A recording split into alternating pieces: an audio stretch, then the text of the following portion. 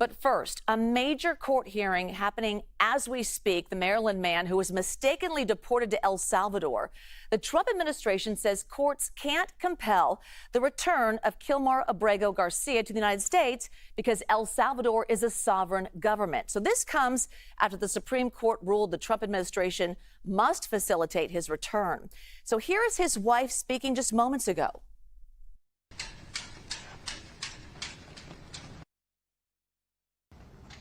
Stay strong. God hasn't forgotten about you. Our children are asking, when would you come home? And I pray for the day I tell them the time and date that you'll return. As we continue through Holy Week, my heart aches for my husband, who should have been here leading our Easter prayers. Instead, I find myself pleading with the Trump administration and the Bukele administration to stop playing political games with the life of Kilmar.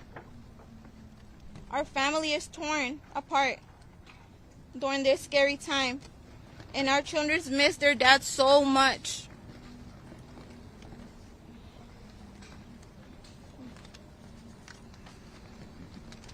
Despite the challenges we continue to face with the U.S. and the Salvadorian government, I hope that the strength of faith and the resilience within us will keep us standing after all the punches we continue to receive.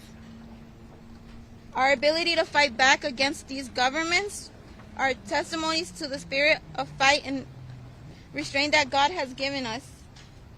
We will continue standing strong, and we will never give up on you, Kilmar. All right, that's Kilmar Abrego Garcia's wife speaking, as you just heard. CBS News legal contributor Jessica Levinson joining us live now.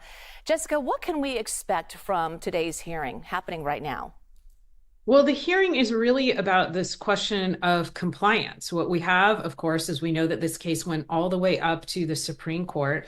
The Supreme Court, in a unanimous order, in my view, essentially supported what the district court said, which is that the federal government needs to facilitate Mr. Abrego Garcia returning to the United States. Now, the Supreme Court did say we need some clarification on what the district court said, because the district court's language was specifically facilitate and effectuate his return. The district court, in response to the Supreme Court, essentially just said, okay, we'll strike the word effectuate, but there's been a lot of wrangling since then about whether or not the U.S. government is really complying with that district court order, again, which I read the Supreme Court as largely agreeing with that order. So what we're hearing today is what the U.S. government will say in response, whether or not there's the potential that they would be held in contempt, whether or not the court will try and clarify its order if they think that if the court thinks that it needs to. At this point, again, it's really a question, I believe, of compliance. Yeah, and the Trump administration is saying it's considering sending American citizens who they call homegrown terrorists to that El Salvador prison. Can they legally do that? Not in my reading. There's so much of the law that's gray. There are so many close questions. For me, the question of whether or not you can send U.S. citizens, whether or not they've been convicted in a federal court against their will to a different country, is not one of those close questions. All right, so Jessica, we want to turn your attention to another case we've been following. Another pro-Palestinian activist was detained after arriving for an interview regarding his U.S. citizenship petition. So a U.S. judge in Vermont ordered that the Trump administration could not deport Mohsen Madawi or take him out of the state of Vermont. Now, our Lilia Luciano spoke with him just hours before his detention. Take a listen. I want people to know that the work and the activism that we have done was centered in the energy of love. I want people to know that my compassion extended beyond the Palestinian people. My compassion is also for the Jewish people and for the Israelis as well.